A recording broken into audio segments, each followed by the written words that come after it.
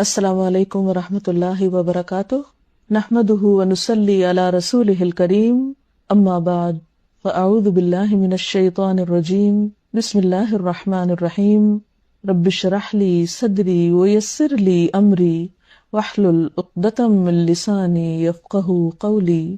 آج میں آپ سب کے ساتھ رسول اللہ صلی اللہ علیہ وسلم کی حدیث شیئر کروں گی۔ عن ابی ہریرہ قال قال رسول اللہ صلی اللہ علیہ وسلم ان اللہ لا ينظر الى صورکم واموالکم ولكن ينظر الى قلوبکم واعمالکم۔ سیدنا ابی ہریرہ رضی اللہ تعالی عنہ سے روایت ہے کہ رسول اللہ صلی اللہ علیہ وسلم نے فرمایا، بے شک اللہ تعالی تمہاری شکلیں اور تمہارے مال نہیں دیکھتا بلکہ وہ تمہارے دلوں اور اعمال کو دیکھتا ہے۔ اللہ تعالی کا بندوں کو دیکھنا کوئی معمولی چیز نہیں ہے۔ اور پھر اللہ تعالیٰ کی پسندیدہ چیزوں میں سے انسان کی صورت اور مال نہیں، کیونکہ ان دونوں چیزوں کا بنانے والا تو وہ خود ہے۔ وہ انسان سے کیا دیکھنا چاہتا ہے؟ اس کا دل۔ اور کون سا دل؟ قلب سلیم۔ اور پھر صرف دل ہی نہیں بلکہ انسان کے اچھے اعمال بھی۔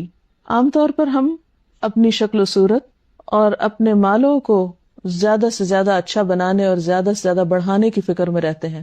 ہماری زندگی کا ایک بڑا حصہ، ایک بڑا وقت اپنی شکل و صورت کی فکر میں گزرتا ہے۔ مثلاً خاص طور پر خواتین چھوٹے چھوٹے داغ دھبے دور کرنے کے لیے بعض اوقات گھنٹوں اپنے آپ کو مشقت میں ڈالتی ہیں۔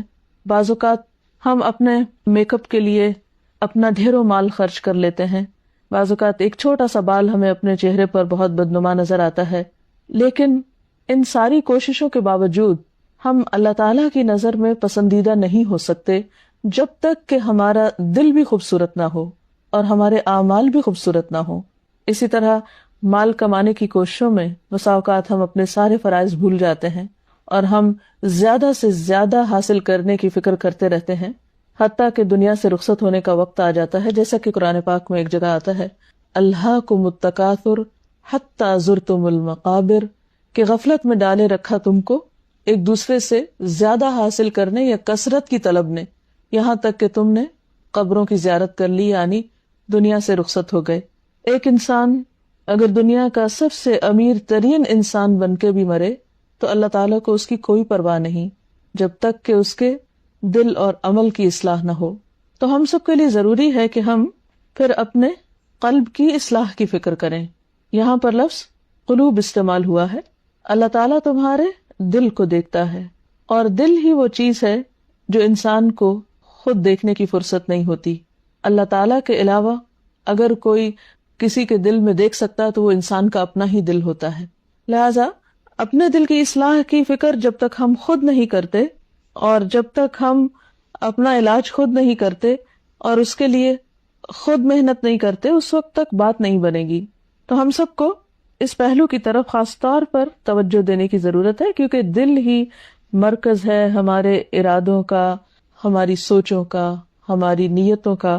اور اگر ہماری کسی بھی کام میں نیت درست نہیں تو عمل خواہ بظاہر دیکھنے میں کتنا بھی خوشنما، کتنا بھی لوگوں کا من پسند، کتنا بھی بظاہر اچھا نظر آئے، لیکن وہ اچھا نہیں جب تک کہ وہ اللہ تعالیٰ کی نگاہ میں اچھا نہیں۔ اور اللہ تعالیٰ کی نگاہ میں وہی عمل قابل قبول ہے جس کے پیچھے اچھی نیت ہے، اچھا ارادہ ہے، اور نیت اور ارادوں کا تعلق پھر دل سے ہے۔ دل کی اصلاح میں سب سے پہلے تو ہمیں فکر یہ کرنی چاہیے کہ اس میں ہمارا دل ہر طرح کے شرک سے پاک ہو، کفر سے پاک ہو، منافقت سے پاک ہو۔ یہ تین بنیادی چیزیں ایسی ہیں جو دل کی بڑی بیماریاں آپ کہہ سکتے ہیں۔ اگر انسان دل میں اللہ کے علاوہ کسی اور کی محبت رکھتا ہے اور وہ محبت اللہ کی محبت پہ غالب آ جاتی ہے، اسی طرح اگر دل میں اللہ تعالیٰ سے بڑھ کر کسی اور کا خوف ہے، یا پھر انسان اپنے نیک اعمال کسی اور کو دکھانے کے لیے کرتا ہے، تو یہ تمام چیزیں شرک میں شمار ہوتی ہیں۔ عام طور پر ہم شرک کا معنی یہ سمجھتے ہیں کہ غیر اللہ کے لیے سجدہ کرنا، یا غیر اللہ کے لیے نظر و نیاز کرنا، یا اللہ تعالیٰ کے علاوہ کسی اور سے دعا مانگنا۔ لیکن شرک صرف یہیں پر ختم نہیں ہوتا۔ جب انسان کوئی بھی نیک کام اللہ تعالیٰ کے علاوہ کسی اور کی خوشنودی کے لیے بھی کرتا ہے تو پھر وہ بھی شرک کا ہی شکار ہوتا ہے۔ قرآن پاک میں اللہ تعالیٰ فرماتے ہیں من کان یرجو لقاء ربہ فلیعمل عملا صالحا ولا یشرک بعبادۃ ربہ احدا، کہ جو شخص اللہ تعالیٰ سے ملاقات کا امیدوار ہو اسے چاہیے کہ اچھے کام کرے اور اپنے رب کی عبادت میں کسی ایک کو بھی شریک نہ کرے. یعنی عبادت سے مراد یہاں نماز، روزہ، حج، زکوٰۃ کے علاوہ باقی نیک اعمال بھی ہیں کہ جب انسان کوئی بھی اچھا کام کرے، خواہ وہ چھوٹا ہو یا بڑا، تو اس میں اس کے دل میں، اس کی نیت میں ہونا یہ چاہیے کہ میں اس کا صلہ اپنے رب سے چاہتا ہوں، مجھے اس کا اجر اپنے رب سے چاہیے، اور میں اپنے رب ہی کی رضا کے لیے یہ سب کچھ کر رہا ہوں. کیونکہ حقیقت یہ ہے کہ اللہ تعالیٰ ہی کا احسان ہم پر سب سے بڑھ کر ہے. کوئی بھی چیز نہ اس کے برابر ہے نہ اس جیسی ہے، لہٰذا کسی اور کا وہ حق ہم پر ہے ہی نہیں جو اللہ تعالیٰ کا ہے. لہٰذا شکر گزاری ہو یا پھر کسی بھی قسم کی نیکی کی کوئی نیت اور ارادہ اور کوشش ہو، وہ سب کی سب اللہ تعالیٰ ہی کے لیے خالص ہونی چاہیے. لیکن ایسا کرنا انسان کے لیے آسان نہیں ہے، یہ بے حد مشکل کام ہے، اور اس کے لیے باقاعدہ انسان کو اپنی زندگی میں کچھ کاموں کی پلاننگ کرنا ہوگی، جب جا کر یہ مقصد حاصل ہو سکتا ہے. پھر اسی طرح شرک کے علاوہ جو چیزیں انسان کو نقصان دیتی ہیں وہ منافقت ہے. دل میں کچھ، زبان پر کچھ.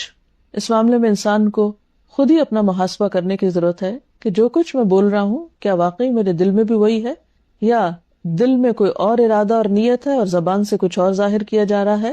اسی طرح قول و فعل کے تضاد کے علاوہ انسان کے وعدے میں، انسان کی امانتوں میں، انسان کی گفتگو میں دو رخا پن، یہ تمام چیزیں پھر منافقت کی نشانیوں میں شمار ہو جاتی ہیں. یعنی امانت میں خیانت، وعدہ خلافی، جھوٹ، اور اسی طرح گفتگو میں جھگڑے میں گالی گلوچ وغیرہ، یہ تمام چیزیں. اسی طرح نماز وغیرہ کے لیے سستی کرنا، صدقہ خیرات دکھاوے کا کرنا، بنیادی طور پر سب منافقت کی علامتیں ہیں. اور منافقت دل کا روگ ہے، جیسے کہ سورۃ البقرہ میں اللہ تعالیٰ فرماتے ہیں فی قلوبہم مرض فزادہم اللہ مرضا ولہم عذاب علیم بما کانوا یکذبون، کہ ان کے دلوں میں بیماری ہے. تو منافقت دل کی بیماری کا نام ہے، اور دل کی اس بیماری سے ہی انسان کے سٹینڈرڈ ڈبل ہو جاتے ہیں، اس کے عمل میں تضاد ہوتا ہے، اور پھر یہ عمل کا تضاد ہر چیز میں جھلکنے لگتا ہے. جو شخص اس بیماری پر خود قابو نہیں پاتا تو اللہ تعالیٰ بھی اس کو ڈھیل دیتا ہے، اور اس انسان کی بیماری پھر بڑھتی چلی جاتی ہے. لہٰذا بے حد ضروری ہے کہ ہم اپنا محاسبہ خود کریں اور اپنے اندر سے نفاق کی آخری جڑ تک نکال پھینکیں، ورنہ پھر ایمان کو سخت خطرہ ہے. اسی طرح کفر ایک ایسی چیز ہے کہ جو انسان کے اندر تکبر اور اناد اور ہٹ دھرمی جیسی صفات کی نشاندہی کرتا ہے، اور کفر بھی دل کی بیماری ہے. انسان جب تکبر کا شکار ہوتا ہے، اپنے آپ کو بڑی چیز سمجھتا ہے، تو پھر اسے اللہ تعالیٰ کی باتیں، اللہ تعالیٰ کے احکامات ماننے میں دقت ہوتی ہے، اور ہر چیز میں کیوں اور کیسے اور حجت بازی بڑھتی چلی جاتی ہے. ایک سوال ہوتا ہے عمل کرنے کے لیے اور ایک سوال ہوتا ہے انکار کرنے کے لیے. وہ تمام سوالات جو انسان کسی کام کے کرنے کے لیے، کسی دین کے معاملے کو سمجھنے کے لیے کرتا ہے، وہ سوال پسندیدہ ہے. لیکن وہ سوال جو کسی کام کو نہ کرنے کی نیت سے کیے جائیں کہ کسی طرح کوئی چھوٹ مل جائے یا کوئی ایسا طریقہ ہو کہ جس سے ہمیں موقع مل جائے دین سے دور بھاگنے کا، تو یہ طریقہ درست نہیں ہے، اور یہ سب کچھ ڈپینڈ کرتا ہے دل کی کیفیات پر. لہٰذا جب تک دل کی اصلاح نہ ہو اس وقت تک انسان صحیح معنوں میں مومن ہو نہیں سکتا، اور انسان کی بظاہر ظاہری دینداری محض ایک ڈھونگ ہو سکتی ہے، ایک تصنع ہو سکتی ہے، ایک لبادہ ہو سکتی ہے، ایک دکھاوا ہو سکتی ہے، لیکن اس میں روح نہیں ہو سکتی. اس کی مثال ایسے ہی ہے کہ جیسے آرٹیفیشل پھول ہوتے ہیں یا آرٹیفیشل پھل ہوتے ہیں، دیکھنے میں بہت خوبصورت نظر آتے ہیں اور بعض اوقات اصل سے بھی بہت قریب نظر آتے ہیں، لیکن ان آرٹیفیشل پھولوں میں نہ خوشبو ہوتی ہے، نہ ان کو چھو کر یا ان کے قریب جا کر ان سے کوئی فائدہ اٹھایا جا سکتا ہے، صرف محض دیکھنے کی حد تک وہ خوبصورت نظر آتے ہیں. اسی طرح جس عمل میں اخلاص نہ ہو، جس عمل کے اندر ایمان نہ ہو، اللہ تعالیٰ کی رضا نہ ہو، اس عمل میں بھی پھر وہ محض پلاسٹک کے پھولوں یا نقلی پھولوں جیسا طریقہ کار ہوگا، اور یہ اللہ تعالیٰ کو پسند نہیں، کیونکہ اللہ تعالیٰ کو دھوکہ نہیں دیا جا سکتا. یہ دھوکہ دینا بھی منافقین ہی کی علامت ہے. یخادعون اللہ والذین آمنوا وما یخدعون الا انفسهم. کہ اللہ تعالیٰ کو دھوکہ دیتے ہیں اور ایمان والوں کو دھوکہ دیتے ہیں، حالانکہ وہ نہیں دے سکتے مگر اپنے آپ ہی کو دھوکہ دیتے ہیں۔ اور انسان جب اس قسم کی دھوکہ بازی یا دکھاوا کرتا ہے یا لوگوں کی نظر میں اچھا بننے کے لیے نیک عمل کرتا ہے، حالانکہ اس کے سامنے اللہ تعالیٰ کی رضا نہیں ہوتی، ایسا عمل نہ تو اللہ تعالیٰ کی نظر میں پسندیدہ ہے اور نہ ہی وہ انسان کے اندر واقعی ایک پرماننٹ کردار اور اخلاق اور عمل کی تبدیلی کا سبب ہوتا ہے۔ ایسا شخص وقتی طور پر کسی چیز سے متاثر ہو کر اپنا ایک عمل ظاہر کرتا ہے اور پھر جب وہ تاثر ختم ہوتا ہے تو اس کا عمل بھی بدل جاتا ہے۔ اسی لیے کہیں کسی ایک طرز عمل کا مظاہرہ کرتا ہے اور کہیں دوسرے طرز عمل کا، اندر سے کچھ ہوتا ہے اور باہر سے کچھ۔ تو جب تک ان چیزوں کی اصلاح نہ ہو اس وقت تک ہم صحیح مومن بن نہیں سکتے، صحیح طور پر اسلام کی نمائندگی بھی نہیں کر سکتے، اور ایسا عمل اللہ تعالیٰ کو راضی کرنے کا سبب بھی نہیں ہو سکتا۔ لہٰذا بے حد ضروری ہے کہ ہم اپنے دلوں کو اس قابل بنائیں کہ واقعی ہم اللہ تعالیٰ کو دکھانے کے قابل ہو سکیں۔ آپ اپنے دلوں کے اندر جھانک کر دیکھیے کہ کیا کچھ ہے وہاں پر، کہیں کسی کے لیے نفرت، بدگمانی، حسد، غصہ اور اس قسم کے جذبات تو نہیں۔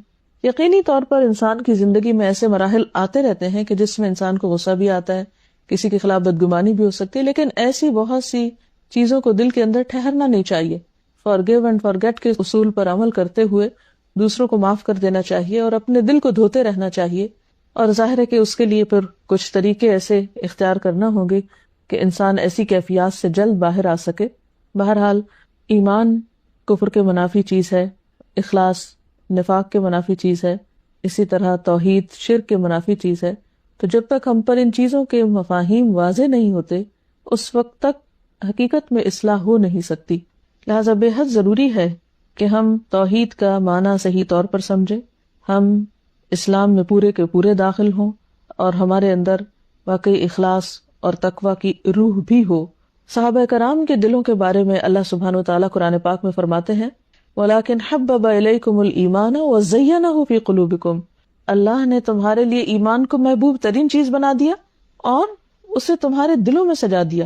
یعنی صحابہ کرام کے دل ایمان کے ساتھ سجے ہوئے تھے، یعنی ایمان کی ایسی کیفیت تھی ان کے اندر کہ واقعی وہ ایک خوبصورت عمل کرنے والے تھے، اور وہی خوبصورتی پھر ان کی گفتگو میں، ان کے معاملے میں، ان کے اخلاق میں، ان کے رویوں میں، ان کے طور طریقوں میں، ان کے ساری زندگی کے معاملات میں نظر آتی تھی۔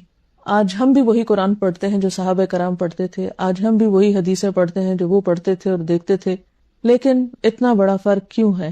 تو اصل فرق اس ایمان اور یقین کی کیفیت کا ہے اور اس سچائی کا ہے جو ان کے اندر پائی جاتی تھی، اور آج ہمارے اندر صرف لپ سروس ہے، صرف زبانی باتیں ہیں، زبانی دعوے ہیں، حقیقت میں عمل میں وہ چیزیں نہیں نظر آتی۔ لہٰذا جب قول اور فعل کا تضاد زیادہ ہو جاتا ہے، جب انسان کا دو رخا پن بڑھ جاتا ہے، تو پھر محض زبانی دعوے فائدہ نہیں دیتے۔ اس لیے اللہ تعالیٰ سے دعا بھی کرنی چاہیے اور ان طریقوں کو اختیار بھی کرنا چاہیے جو ہمیں واقعی مخلص مومن بنا سکے اور اس قابل بنا سکے کہ ہم اپنے دلوں اور اپنے اعمال کو لے کر جب اللہ تعالیٰ کے حضور حاضر ہوں تو واقعی اللہ تعالیٰ ہم سے راضی اور خوش ہو جائے، جیسے صحابہ کرام سے راضی ہوا تھا۔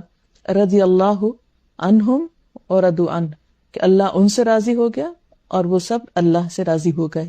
لہٰذا اس کیفیت کو پانے کے لیے ہمیں وہ کام کرنے ہوں گے جس سے اللہ تعالیٰ ہم سے راضی ہو۔ اس کے لیے کیا کرنا ہوگا؟ ہمیں صحیح علم اور صحیح کمپنی اختیار کرنی ہوگی۔ جب تک نالج کے سورسز درست نہ ہوں اور جب تک ماحول میں آپ کے اچھے دوست نہ ہوں، اس وقت تک آپ کے پاس اچھا بننے کے چانسز بہت کم ہیں۔ لہٰذا انسان ایک طرف علم حاصل کرنے کی کوشش کرے اور پھر یہ بھی ضرور دیکھے کہ اس کے علم کا سورس کیا ہے، کیا واقعی کتاب اور سنت ہے یا اس کے علاوہ محض لوگوں کی باتیں۔ اور اسی طرح صرف علم بھی کافی نہیں، اس کے لیے ماحول ضروری ہے۔ اب آپ یہ کہہ سکتے ہیں کہ ماحول ہمارے پاس نہیں تو ہم کیا کریں؟ نہیں، یا تو آپ کسی ماحول میں خود کو ضم کر لیں یا پھر اپنا ماحول خود بنائیں۔ اس کو آپ ایک اور طریقے سے بھی دیکھ سکتے ہیں۔ فزیکلی بھی ہمارے دل کی صحت کا انحصار اس بات پر ہوتا ہے کہ ہماری ڈائٹ بھی بیلنس ہو، ہمارا ویٹ بھی مناسب ہو ہمارے ہائٹ وغیرہ کے اعتبار سے، اسی طرح ہمارا ماحول صاف ہو، اسموکنگ نہ ہو، پراپر ایکسرسائز ہو، اور پھر اسی طرح فریکوینٹ چیک اپ بھی ہوتا رہے ایک سرٹن ایج کو پہنچ کر، ہم سٹریس سے آزاد ہوں. تو اسی طرح دل کی روحانی صحت کے لیے بھی بے حد ضروری ہے کہ ہم صحیح مقدار میں علم حاصل کرنے والے ہوں، جسے صحیح خوراک چاہیے، جسم کو بیلنس ڈائٹ چاہیے. اسی طرح ایک بیلنس علم بھی چاہیے، ایک متوازن قسم کی سوچ چاہیے ہمیں. پھر اسی طرح ہم صرف علم لینے والے بھی نہ ہوں بلکہ اس کے ساتھ دینے والے بھی ہوں، ان چیزوں کو آگے شیئر کرنے والے بھی ہوں. جیسے ایک انسان اگر کھانا کھاتا ہے اور صرف اچھی غذا لیتا ہی چلا جائے اور کوئی ایکسرسائز نہ کرے تو وہ اس کا اوور ویٹ ہونے کا سبب بن جائے گا. تو اسی طرح اگر انسان صرف علم لینے والا ہی ہو اور صرف پڑھتا ہی رہے اور آگے اس علم کو دوسروں کے ساتھ شیئر نہ کرے تو بھی دل کی صحت نہیں ہو سکتی. پھر اسی طرح جیسے ایک ڈاکٹر کے پاس فریکوینٹ وزٹ کرتا ہے انسان، اگر پتہ چل جائے کہ اس کے اندر کوئی بیماری ہے، تو اسی طرح جب ہمیں پتہ چل جائے کہ ہمارے دل کے اندر حسد، کبر، حرص، بغض اور اسی قسم کی اور بہت سے غم و غصے موجود ہیں اور ہمارا دل بیمار ہے، تو ہمیں اس کے لیے بھی ایسے انسان کے پاس جانے اور ایسے استاد اور ایسے رہنما کی ضرورت ہو سکتی ہے اور ایسے دوستوں کی کہ جو واقعی ہمارا محاسبہ کر سکیں اور پھر ان کے سجیسٹ کیے ہوئے علاج کو ہم اختیار بھی کریں. اور پھر اسی طرح جیسے دل کی جسمانی صحت کے لیے ضروری ہے کہ ہم سٹریس فری ہوں، اسی طرح ہمارے اندر اللہ پر ایمان، تقدیر پر ایمان اور اس کے ساتھ ساتھ توکل کا ہونا بے حد ضروری ہے. جب تک یہ کوالٹیز ہمارے اندر پیدا نہیں ہوتی اس وقت تک ہم صحیح معنوں میں دل کو صحت مند نہیں بنا سکتے اور دل کا علاج نہیں کر سکتے. تو اللہ تعالیٰ سے دعا ہے کہ وہ ہمیں ایسے مواقع عطا کرے، ایسا ماحول عطا کرے کہ جس سے ہم صحیح معنوں میں مسلمان بن جائیں. ہمارا اسلام صرف ہماری زبان تک نہ ہو، صرف ہماری گفتگو تک نہ ہو، بلکہ وہ ہمارے اعمال اور رویوں اور معاملات میں بھی شامل ہو. اس کے ساتھ ہی میں اپنی گفتگو اس وقت ختم کروں گی. میں چاہوں گی کہ آپ کے ذہن میں جو سوال ہیں وہ میرے پاس آئیں اور میں آپ کے سوالات کی روشنی میں آپ کو جواب دوں، کیونکہ یک طرفہ گفتگو سے بات نہیں بنے گی. تو بات یہ ہے کہ میں آپ سے یہ چاہوں گی کہ آپ سوال موضوع کی مناسبت سے کیجئے، پھر اس کے بعد جنرل کویسچن ہو سکتے ہیں، لیکن سب سے پہلے ضروری ہے کہ آپ کے سوالات جو آج کی اسپیچ سے متعلق ہیں، اگر کوئی بات آپ کو سمجھ نہیں آ رہی تو اس سے متعلق آپ سوال کیجئے. آپ نے سوال کیا ہے کہ what are several ways that we can cure our heart، کہ وہ کون سے مختلف طریقے ہو سکتے ہیں جس میں ہم اپنے دلوں کی بیماریوں کی اصلاح کر سکتے ہیں. جیسے میں نے ابھی عرض کیا، اگر آپ نے میری گفتگو کا آخری حصہ سنا ہو تو اس میں نے آپ سے یہ ذکر کیا کہ جس طرح ہم جسمانی طور پر اپنے دل کی صحت کے لیے جو طریقے اختیار کرتے ہیں، اسی طرح ہمیں روحانی صحت کے لیے بھی مختلف طریقے اختیار کرنے ہوں گے. مثلاً آپ کو میں نے یہ بتایا کہ دل کی بیماری کا سبب جیسے سٹریس ہوتا ہے، اوور ویٹ ہونا ہوتا ہے، ان بیلنس ڈائٹ ہے، اسموکنگ ہے اور اپنے ہیلتھ کے بارے میں اوور آل کیئر لیس ہونا ہے. تو اب آپ کو ان چیزوں سے نجات حاصل کرنی ہوگی، اور اس کے لیے کیا ضروری ہے کہ جیسے فوڈ کا انٹیک ہوتا ہے اسی طرح علم کا انٹیک ہونا چاہیے، اور ایک بہت متوازن طریقے سے. محض صرف کسی ایک ہی چیز کو پڑھتے نہ چلے جائیں بلکہ قرآن اور سنت. اور قرآن میں آپ دیکھیں کہ صرف ایک ٹاپک پر ایک ہی صورت نہیں چلتی بلکہ ایک ہی صورت کے اندر مختلف چیزیں آتی چلی جاتی ہیں اور مختلف طریقے سے انسانوں کے سوالات کے جواب اس میں ملتے ہیں. تو قرآن پاک کے مطالعے کے ساتھ ساتھ مطالعہ حدیث بہت ضروری ہے. اسی طرح آپ کو جو علم حاصل ہوتا ہے اس کو آگے دوسروں کے ساتھ بھی شیئر کرنا ہوتا ہے، کیونکہ جب آپ دوسرے سے بات کرتے ہیں تو اس سے اپنے دل کے جذبات کا اظہار کر رہے ہوتے ہیں اور اس کو اپنی کیفیات بتا رہے ہوتے ہیں. جیسے آپ کھانا کھاتے ہیں اور پھر آپ ایکسرسائز کرتے ہیں، صرف ڈائٹ ہی سے صحت نہیں ہوتی بلکہ ایکسرسائز ضروری ہوتی. اسی طرح آپ علم حاصل کرتے ہیں اور اس کے ساتھ ساتھ اس کو برن بھی کرتے ہیں، یعنی آگے بھی دیتے ہیں، ایک طرح سے روشنی پھیلاتے ہیں. پھر اسی طرح اسموکنگ دل کے لیے بڑی نقصان دہ ہے. اس کا مطلب یہ کہ ماحول کی پولوشن جو ہے وہ انسان کو بیمار کرتی ہے، تو اس کے لیے ضروری ہے کہ آپ پولوشن فری ماحول اختیار کریں. تو دل کی صحت کے لیے بھی ضروری ہے کہ جو ماحول ہے آس پاس کا یہ اچھا ہو. پھر اسی طرح جیسے آپ ڈاکٹر کے پاس جاتے ہیں، فریکوینٹ وزٹ کرتے ہیں، اسی طرح آپ اپنے کسی استاد کے پاس، کسی قریبی دوست کے پاس اپنے دل کی بیماریوں کا ذکر کر کے اس سے حل پوچھ سکتے ہیں. مثلاً اگر آپ کو غصہ بہت آتا ہے، یا آپ کے اندر حسد جیسی بیماری ہے، یا حرص ہے، یا حب دنیا ہے، یا وٹ ایور، تو جو بھی بیماریاں ہیں اس کے حسب حال ہر شخص اپنے اپنے کیس کو الگ طور پر سمجھتا ہے اور اس خاص بیماری کے لیے خاص قسم کا علاج اپنے استاد سے سجیسٹ کرا سکتا ہے. جی اب آپ سوال پوچھ لیجئے. کہ ایک عام انسان کے لیے بعض اوقات یہ ڈسکریمنیٹ کرنا مشکل ہوتا ہے کہ وہ کیا پڑھ رہا ہے اور کیا نہیں پڑھ رہا، لیکن اگر آپ بنیادی طور پر قرآن پاک کے ساتھ ایک تعلق رکھتے ہیں اور مثلاً اگر آپ اس کا جیسے لفظی ترجمہ سیکھ رہے ہیں یا آپ اس کے ٹرانسلیشن کو بار بار پڑھتے ہیں تو آپ کے اپنے اندر ایک میزان قائم ہو جاتا ہے. پھر اسی طرح جب دوسری چیزیں آپ پڑھتے ہیں تو آپ ایک فلٹریشن کے اصول پر عمل کرتے ہوئے بہت سی چیزوں کو فلٹر کر لیتے ہیں. اور فلٹریشن میں آپ دیکھیے کہ اللہ تعالیٰ نے ہمارے جسم میں بھی مختلف طرح کے فلٹریشن کے سسٹم رکھے ہوئے ہیں، ہمارے ناک، ہمارے کان، ہماری آنکھوں کے لیے، ان کی حفاظت کے لیے. تو اسی طرح ہمارے دل اور دماغ کی حفاظت کے لیے بھی فلٹریشن کا عمل جو ہے وہ ضروری ہے، اور اس کے لیے آپ کے اپنے اندر ایک فرقان ہونا چاہیے. دوسرا یہ کہ بیرونی ذرائع میں بھی ایسی کتابیں اور ایسی چیزیں موجود ہیں جو انسان کو اگر علم حاصل کرتا رہے تو ایک وقت آتا ہے کہ وہ خود بھی اس کو سمجھنے لگتا ہے. عموماً مشکل اس وقت ہوتی ہے جب ہم بالکل کچھ پڑھتے نہیں ہیں اور بس پھر جو ہاتھ لگے اسے دیکھنے لگتے ہیں. تو علماء نے اس پہ بہت محنت کی ہے، صحیح اور ضعیف کو الگ الگ نکال کے رکھا ہے، اور ایسے اسکالرز اور ایسی سورسز موجود ہیں کہ جو آپ کو اس کے بارے میں بتا بھی سکتے ہیں. ڈھونڈنے سے سب چیزیں مل سکتی. اگر آپ نے شروع سے لیکچر سنا ہو تو میرا خیال ہے کہ سب سے پہلے میں نے جو سند پڑھی ہے عربی میں اور پھر اردو میں، دونوں میں نے رسول اللہ صلی اللہ علیہ وسلم کا نام لیا ہے. اور جہاں بھی آپ کی کوئی بات ہوتی ہے یا حدیث کوٹ ہوتی ہے وہاں آپ کا نام لیا جاتا ہے. اور اس وقت بھی میں نے، اتفاق کی بات ہے کہ آج درس قرآن دینے کی بجائے درس حدیث دیا ہے، اور صرف آپ کا نام ہی نہیں لیا بلکہ آپ کے کلام کو بھی آپ کے سامنے رکھا ہے اور حدیث ہی کا درس دیا ہے. تو حدیث کا درس رسول اللہ صلی اللہ علیہ وسلم کا نام لیے بغیر اور آپ پر درود پڑے بغیر کیسے ہو سکتا ہے؟ آپ خود ہی سوچیے اس بات کو. آپ نے سوال کیا تھا کہ آپ اپنے ہسبینڈ کو کس طرح اس راستے پر لا سکتے ہیں. بات یہ ہے کہ آپ خود کیسے اس راستے پر آئی ہیں. جس راستے سے آپ خود آئی ہیں اسی راستے کو آپ انہیں بھی دکھا دیجئے تو انشاءاللہ تعالیٰ ان کے لیے بھی آسان ہو جائے گا. جی میرا سوال یہ ہے کہ بعض دفعہ کوئی بڑا آپ کی فیملی کا ممبر یا آپ کے ماں باپ یا بہن بھائی بیٹے مطلب کسی کی بات آپ کو بری لگ جاتی ہے، کوئی بات ہو جاتی ہے اور آپ لحاظ نہ اسے شکایت بھی نہیں کر پاتے، نہ دل صاف کر پاتے ہیں، تو اس صورت میں آپ اپنا دل کیسے صاف کریں گے؟ آپ کی بات درست ہے کہ بعض اوقات انسان کسی ایسے شخص سے ہرٹ ہو جاتا ہے جس کو بتا بھی نہیں سکتا، اور پھر وہ دل ہی دل میں غصہ رکھتا ہے اور مشکل ہوتی ہے اس کو اپنی اصلاح کرنے میں. تو بات یہ ہے کہ اگر آپ دوسرے انسان کی صرف پھر برائی کو ہی یاد نہ رکھے، اس کی کسی اچھائی کو یاد کر لیں تو انشاءاللہ وہ غصہ کم ہوگا. دوسرا یہ ہے کہ اپنے بارے میں سوچیں کہ ہم سے بھی تو غلطیاں ہو جاتی ہیں، معلوم نہیں ہم نے کتنے لوگوں کو ہرٹ کیا ہوگا، کتنے لوگوں کو تکلیف دی ہوگی. تو اس لیے ہم دوسروں کو اگر معاف کرنا سیکھ لیں تو ہمارا اپنا بھلا ہے اور اسی میں ہی ہماری خیر ہے. کیونکہ ہم جتنا بھی اپنے دل میں نفرت رکھیں گے تو خود ہی کو نقصان پہنچائیں گے. اس سے ہمارے اپنے دل کے بیمار پڑنے کے نہ صرف یہ اسپرچولی بلکہ جسمانی طور پر بھی سٹریس اور غم، غصہ جو ہے انسان کے لیے ہلاکت خیز ہے اور انسان کو نقصان دینے والا ہے. کہ آپ لیڈی کو جمعہ میں فرض سے پہلے اور بعد 4 سنت ادا کرنا.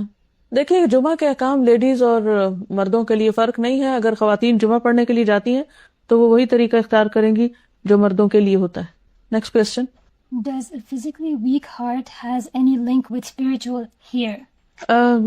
ان کا سوال یہ ہے کہ کیا فزیکلی ویک ہارٹ جو ہے وہ اسپرچولی ویک ہونے سے کوئی تعلق رکھتا ہے؟ نہیں، ضروری نہیں ہے. ایک شخص ہو سکتا ہے جسمانی طور پر اس کا دل بیمار ہو لیکن روحانی طور پر وہ اسٹرانگ ہو. لیکن عموماً یہ ہوتا ہے کہ جب ہم روحانی طور پر بیمار ہوتے ہیں تو جسمانی طور پر بھی ہمارا دل بیمار ہوتا ہے. لیکن بعض اوقات اس کی وجہ کچھ اور بھی ہو سکتی ہے، اس لیے کوئی ضروری قاعدہ نہیں ہے. کین وی ریڈ تہجد اینڈ فجر صلاح لاؤڈ؟ Please comment. اس میں آپ دیکھیے کہ اگر آپ اپنے اون پر ہیں تہجد کی نماز میں تو آپ اتنا اونچا پڑھیے کہ جس سے آپ خود ہی سنیں، گھر والوں کی نیند ڈسٹرب نہ ہو. اور فرض نماز کو بھی بہت لاؤڈلی نہیں پڑھیں، بس آپ کے اپنے کان سنیں. اور بالکل ایسا بھی نہیں پڑھیں کہ دل میں ہی آپ منہ بند کر کے پڑھتے رہیں. ہلکا ہلکا آپ کے اپنے کانوں کو سننا چاہیے، اور اگر نہیں بھی تو کم از کم محسوس ہونا چاہیے آپ کو کہ آپ واقعی کچھ پڑھ رہے ہیں. Can you expand on smoking being haram? Since some people say it's okay and it's not that haram. اصل بات یہ ہے کہ صرف حلال اور حرام ہی کی بات نہیں. قرآن پاک میں اللہ تعالیٰ فرماتے ہیں کہ پاکیزہ چیزیں کھاؤ، کلوا من طیبات ما رزقناکم. تو انسان کے لیے ضروری ہے کہ وہ طیب اور پاک چیز اختیار کرے جو بھی وہ اپنے اندر لے جا رہا ہے. تب ظاہر ہے کہ دھواں جو ہے وہ طیب تو نہیں ہے، یعنی طیب سے مراد یہ ہے کہ کوئی خوشگوار چیز تو نہیں ہے، کوئی عمدہ چیز تو نہیں ہے. آپ کو معلوم ہے کہ جب ہمارے ہارٹ سے گندا خون ہمارے لنگز میں جاتا ہے تو وہاں پر آکسیجن اس کو صاف کرتی ہے اور ہم کاربن ڈائی آکسائڈ باہر نکالتے ہیں. اور ہم ظلم کیا ڈھاتے ہیں اپنے اوپر کہ ہم اسموکنگ کر کے دھوئیں کو اپنے لنگز میں لے جاتے ہیں. جہاں ہارٹ کلین ہو رہا ہوتا ہے وہ کلین ہونے کی بجائے اور میلا ہو جاتا ہے. اور جب ہمارے جسم میں میلا خون دوڑتا ہے تو آپ خود سوچئے کہ پھر ہماری صحت کا کیا عالم ہوگا. تو اپنے آپ کو خود اپنے ہاتھوں سے نقصان نہیں دینا چاہیے اور ایسی چیزوں سے پرہیز کرنا چاہیے جس میں ہمارے مال کا بھی نقصان ہے اور ہماری صحت کا بھی نقصان ہے. ہم بعض اوقات اسموکنگ کر کے اپنے بہت سے عزیزوں کے حقوق مار رہے ہوتے ہیں، اپنے بچوں کے حقوق بعض اوقات غصب کر رہے ہوتے ہیں، کیونکہ ایسی عادات بعض اوقات انسان کو صرف تھوڑے پر نہیں پھر آگے آگے اس پر لے جاتی ہیں. میں کوئی مفتی نہیں ہوں کہ میں آپ کو اس کے حلال حرام ہونے کا فتویٰ دوں، لیکن یہ بات پورے وثوق سے کہتی ہوں کہ اس میں کوئی خیر نہیں ہے. یعنی اس کا حساب کیا دیں گے آپ کے، محض آپ نے اپنے مال کو جلا کے اس کا دھواں اپنے اندر ڈال لیا. اس میں کوئی بھلائی کی چیز نظر نہیں آتی کسی بھی اعتبار سے. اگلا سوال ہے، لیڈیز پر جمعہ فرض نہیں ہے، ان کو ظہر پڑھنی چاہیے؟ جی ہاں، ظہر کی نماز فرض ہے، جمعہ تو فرض نہیں ہے لیکن ظہر کی نماز فرض ہے. ہاں، اگر آپ کسی مسجد میں ہیں اور جمعہ کی نماز ہو رہی ہے تو آپ وہاں ظہر پڑھنے کی بجائے اگر جمعے میں شریک ہو جائے تو بہت اچھا ہے. آج کل بھی آپ نے دیکھا ہوگا کہ مسجد نبوی میں اور حرم پاک میں خواتین جمعے کی نماز ذوق و شوق سے پڑھنے کے لیے جاتی ہیں. تو اگر کوئی خاتون پڑھنے کے لیے جانا چاہے تو اس کو روکنا نہیں چاہیے. اور خاص طور پر ایسے ممالک میں جہاں پر عموماً عبادت کے مواقع اور اذان سننے کے اور خطبہ اور تعلیم کے بہت کم ہیں، تو جمعے کا دن ایسا ہے کہ جس میں آپ اگر کہیں خاص درس نہیں بھی ہو رہا تو جمعے کی نماز میں شریک ہو کر آپ دونوں طرح سے عبادت اور تعلیم کا فائدہ اٹھا سکتے ہیں. اگلا سوال ہے، ہر جگہ ہر کوئی سود دیتا ہے یا لیتا ہے جبکہ قرآن میں یہ حرام ہے، تو اسلامی ملک میں کیوں اس پر نہیں سوچا جاتا؟